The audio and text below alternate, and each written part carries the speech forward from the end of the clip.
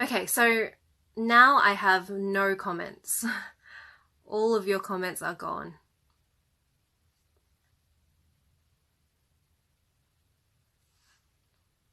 Okay, literally everyone's comments and questions are gone. So you're gonna have to type them in again. I'm sorry about that.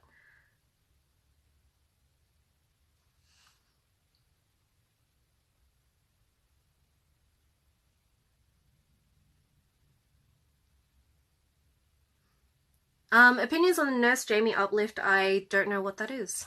I do have my laptop here, so I could look it up. If it works. Nurse Jamie Uplift. I don't know how much information I can get on it quickly though.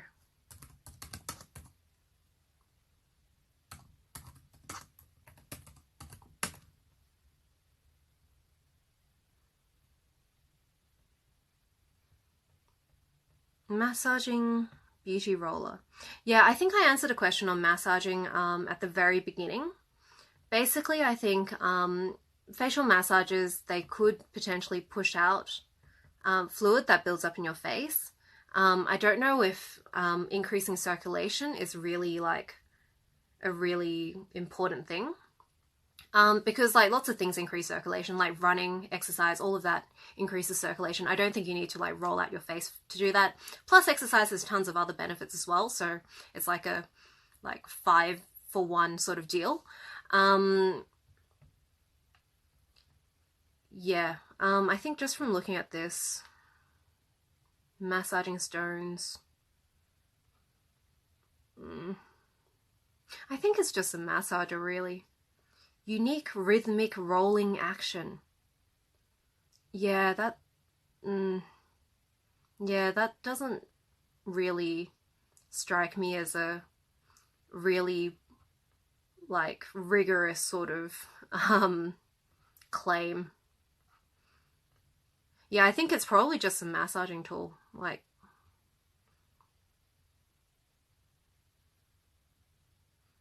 yeah, I think it's just a hyped up massaging tool. Am I worried about antioxidants oxidizing on my skin? Not really. They're meant to oxidize. They're sort of like sacrificial shields. So if they oxidize, they're oxidizing instead of my skin oxidizing. So overall a good thing. Do jade rollers do anything other than having a cooling effect? Yeah, possibly the massage effect. I don't think they do much apart from massage though. And how good a massage is still like really up for debate. If you don't go too hard, then maybe it's quite nice and it's quite pleasant. Plus it's like, yeah, the pleasantness itself is probably a good thing too. Yeah, in terms of skin benefits, I'm not really convinced about massage. Yeah, oil-based moisturizer under sunscreen. So in my sunscreen and makeup video, I've linked a study where they put moisturizer under and over sunscreen. Under sunscreen was definitely better than over sunscreen. So if you have an under sunscreen, it decreased water resistance of the sunscreen, which isn't great, but if you put it over sunscreen, it actually removes the sunscreen. It's almost like a cream cleanser. Yeah, so moisturizer definitely should go under sunscreen.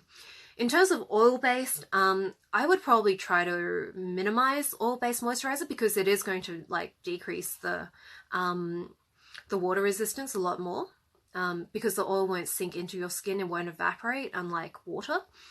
Yeah, so I think that's the main concern. If we have prescription azelaic acid in Australia, I think so. I think there's definitely one that's over the counter. I don't know if it's prescription. Phoenicia, I think it's called. Yeah. Plus there's also the one from Asclear, but I hate the texture of it. It feels like PVA glue when I put it on. Yeah. I haven't really been impressed by azelaic acid so far, and I think it's because azelaic acid, you need a really high concentration of it. I think it's like between 10 and 20 something percent. And I think that just means that the whole product, like it's like 1/10 to 1/5 of the product is azelaic acid, and it doesn't have a nice texture. And so when you put it on your skin, it's just like not pleasant to use at all. So I think that's my main issue with it. The studies do look pretty good, but Yeah, apart from that, it's also kind of stings my skin a bit. I don't know if it's because of the tretinoin. Yeah. You're only 20, so the lines are from bending your neck. Yeah, unfortunately, mechanical wrinkles, like from repeated bending, they're gonna happen. I think the best thing to do is probably sunscreen. So the things that contribute to a wrinkle, if I remember correctly, is firstly the fact that you have your skin is weaker. So things like photoaging, chronological aging, and also just repeated bending. So if you address both of those as best you can, then they'll reduce the lines and wrinkles. Oh, Alinta says the 20% azelaic acid is easy to get in Chemist Warehouse. Is that the Phoenacia one? The over-the-counter Phoenacia? So like you just ask the chemist for it? I'm sure she'll reply in a sec. From bending, yeah, so I think if you try to reduce, yeah, as clear, okay, yeah, that's the PVA glue one.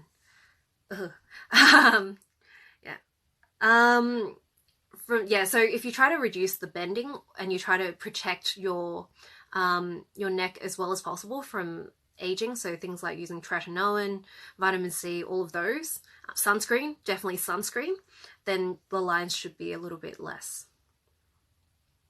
Relationship between diet and acne. It's complicated. I've been meaning to write a post on that.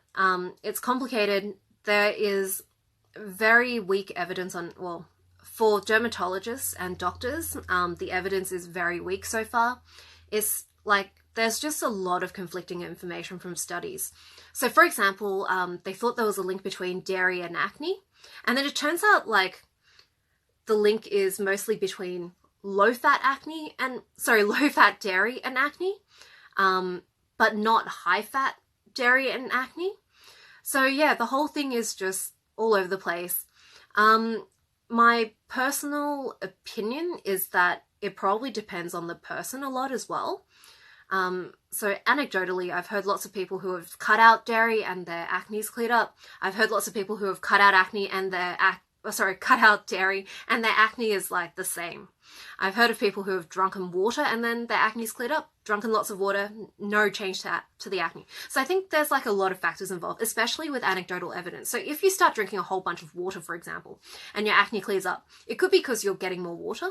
It could be because instead of eating a whole bunch of junk food, you're now drinking a ton of water, and so you can't fit as much junk food into your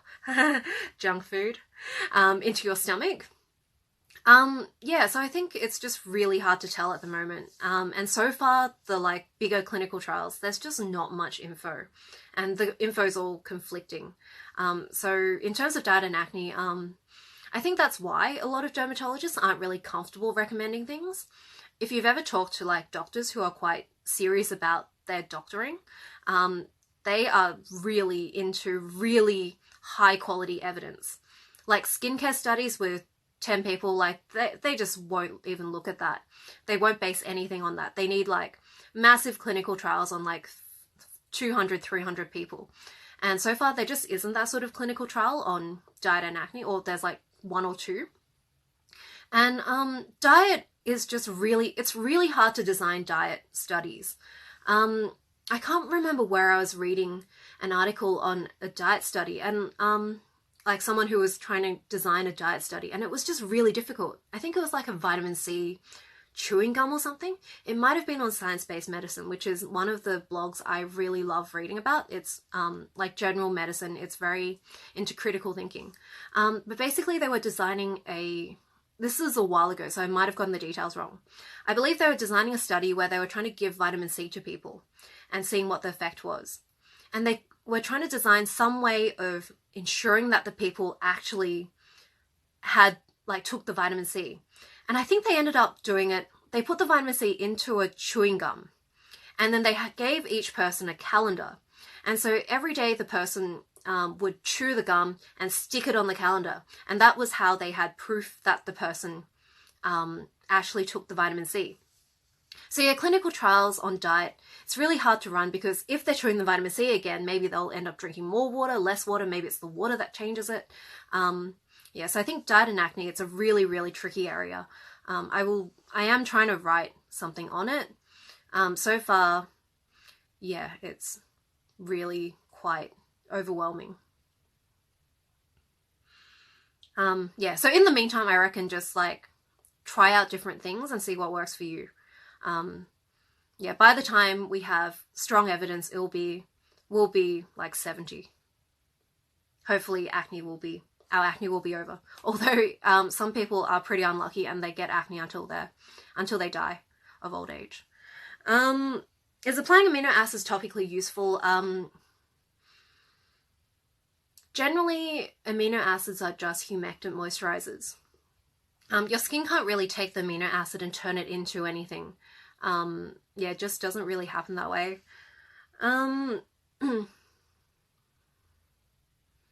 When scrutinizing a product's ingredients, how far down the list do I go before the concentrations are likely to be inconsequential? Depends on the product, generally about 5. Depends on the ingredients as well. So there are lots of ingredients that work at low concentrations. So things like tretinoin, yeah. People with teenagers with bad acne, my recommendations would probably be, if it's really bad, see your dermatologist. Generally, the things the dermatologist might prescribe are Accutane, spironolactone, so those are both oral drugs, benzoyl peroxide, tretinoin or adapalene, so one of the retinoids. Some dermatologists still prescribe topical antibiotics as well, so starts with E. Can't remember the name. Anyway, yeah, erythromycin. Yeah, so they tend to prescribe things like that. I can't remember which one's the most effective anymore. I think Accutane is ridiculously effective, but it is pretty hardcore. Yeah, so if it's really bad, talk to the dermatologist. Maybe try some of the over-the-counter things, so the benzoyl peroxide, the retinoids, maybe even an AHA, and see how that goes. Does a $100 roller work better than a $5 roller? I don't know. I would suspect probably not.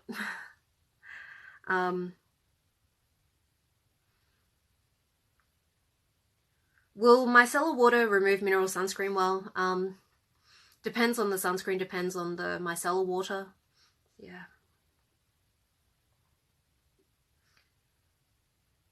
So I talked about eye bags earlier.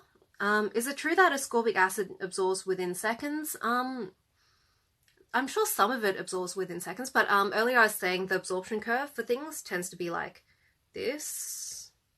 So like some of it will absorb early and then some of it will slowly absorb. Yeah, so absorbing within seconds. I'm sure some of it absorbs within seconds, but I don't know how much. Is heat bad for skin? What do I think about saunas? Depends on your skin. Heat is definitely bad for rosacea, and I think it's probably bad for a lot of sensitive skin conditions as well. Depends on the amount of heat. Yeah, I think extreme temperatures, either hot or cold, not great for skin, pretty irritating. The other thing that heat does is it can also start dissolving a lot more of the oils and natural moisturizing factors in your skin and then wash it away as well. Yeah. Oh, clindamycin for acne. Yeah, that's another one.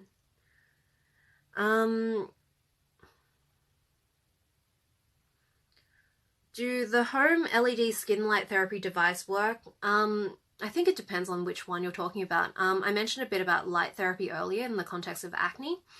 So different devices put out different wavelengths of light. They put out different bands of wavelengths. So some of them put out a whole bunch. Some of them put out just a few narrow ones. They put out different intensities as well. So I think it depends on all of those things. Which branch of chemistry am I interested in besides cosmetic chemistry? So my PhD was in, well, everyone's PhD is on like a bunch of different topics. Mine mostly covered synthetic medicinal chemistry, some peptide chemistry. Yeah, so I've always been interested in medicinal chemistry because it's like how things interact with your body. I've been getting more interested in physical chemistry as well, so things like how emulsions work, so how soap works, how you can make different different types of creams and stuff like that. Yeah. How are my cats? Oh, they're lovely. Yeah, they're lovely.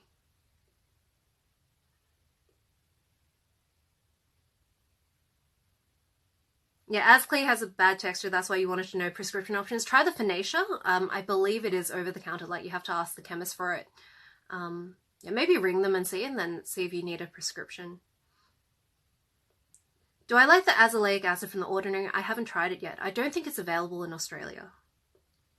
Is the bubble clay mask harmful for skin? I don't think so. The bubbles, it's like just bubbles of oxygen. So I don't think they're like really exciting. I think the rest of it is just a moisturizing mask.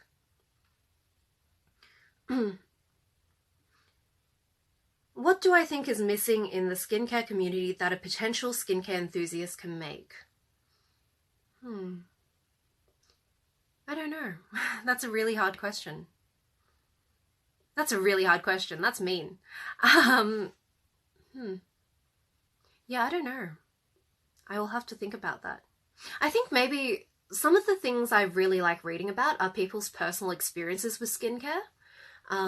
So things like how it changed them, like how it's a form of therapy for them sometimes. I really like reading those personal stories as well. Of course, reviews are great, like having more reviews of products, seeing reviews of products on different types of skin and stuff like that. Yeah.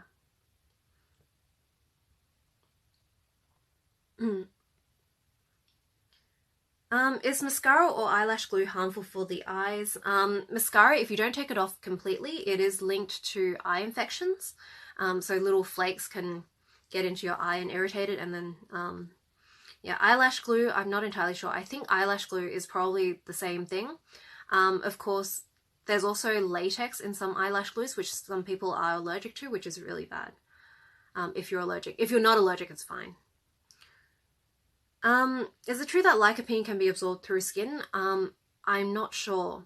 When I did my antioxidant post, I think I looked up, I mostly looked at reviews on antioxidants in skincare, and from memory, I don't think they really mention lycopene. Yeah, so I'm not sure. Lycopene is a pretty big molecule though. I'm not sure how much the antioxidant really needs to absorb. I think, yeah, I'm not entirely sure about that one. Is water-based vitamin C serum that's gone bad actually harmful for skin? I don't think it is. The reasons I don't think it is there is one company that actually sells a serum that is the dehydroascorbic acid. I think that's the name. It's been a while since I've read about it. And they market that as good for skin.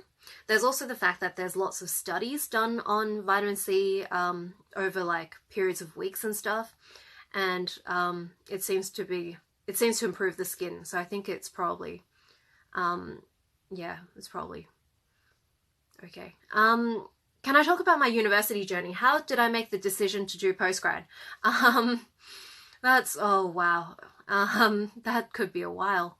So I did really well in high school. So I got into the course I wanted. At the time, of course, I was 17. I didn't know what the hell I wanted to do. Back when I was in high school, I had some really good science teachers, so I was really interested in science, but I actually really, really enjoyed arts. Like, I really enjoyed doing English. I really enjoyed creative writing. So I ended up doing a science and law degree. In Australia, doing a combined science and law degree means you do 5 years. Your first 3 years are science, your last 2, and then during those you do the equivalent of first year law as well in terms of subjects. Then you go into second year law, or then you have a choice. You either do honours in science, or you can go straight to law. After you finish honours, you can go back to law and then finish off law and become a lawyer. And then if you have science and law, usually they tell you that you should become a patent attorney. So I went into science and law thinking I'd become a corporate lawyer. I started working in a law firm in second year. I got really depressed. I was like crying on the train to to work. The law firm was working for, it was working on some like pretty horrible, unethical kind of, well, to me it seemed like it was like a ethical dilemma sort of case. I wasn't really doing much. I was like an undergrad, so I was like photocopying things, filing papers, that sort of thing. And that was already like really bad. So I realized I didn't have what it took to become a corporate lawyer. I know lots of people are good at like compartmentalizing stuff. I am not. So I just couldn't do it. So I did honors, and then I really enjoyed my project, and so I decided to do postgrad. So that's how I ended up in postgrad. During postgrad, I discovered that I didn't really love science that much to do research, to like constantly find out that my things didn't work. In medicinal chemistry, there's this thing where like 1 in every million or something molecules ends up as a drug. And so that attrition rate was just a bit too much for me. And there was also a lab accident near the end of my PhD. And so that, that really cemented the fact that even though I love science, I didn't love it enough to die in a fire because someone else stuffed up. There's also a lot of talk about how hard academia is and like what the conditions are like. If you look up, there are lots of people who have done lots of great articles on this, and I just realized I didn't want to be in that sort of climate, and I didn't really do that. So yeah, that's my university story, I guess. Do I take any supplements for my skin? No, I don't. I do take supplements for other things. So I take a lot of magnesium because I found that it makes my muscles less sore after exercise. That's the main one I take. Also vitamin D, of course. Does EGF skincare work? I'm not entirely sure. I believe there are a few studies on it. Yeah. Glutathione in skincare serums, is it as powerful as vitamin C? I don't think it is. There are studies on how well it works. Yeah, but I don't think it's quite as, it's not as well studied as vitamin C for sure.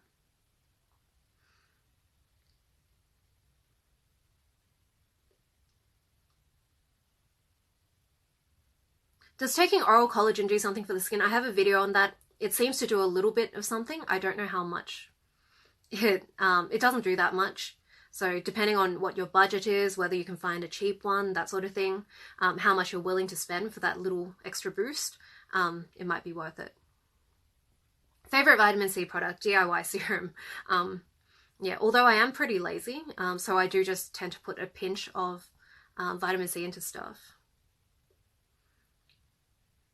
Is it true that peptides are a scam because they have large molecules? I don't think so. There are some studies on peptides. There aren't many studies on peptides. I think the reason is because peptides tend to be patented, and so there's not much of a incentive for other companies to research it. There isn't much of, there's like just a lot of barriers to independent organizations researching it as well. So they'd have to buy the peptide, which would be more expensive because it's patented. When they test it, it'll be for a company that will profit from it. So again, like trying to justify doing it is a bit harder. So I think that's why there's less studies on them. I don't think it's entirely a scam. There are some independent studies, I think, that have found benefits of peptides.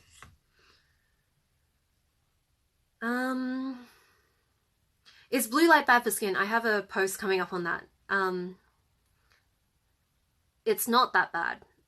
It's bad in some situations. So I think for darker skin, it can darken pigmentation. In terms of skin damage, it's really, really tiny compared to UV.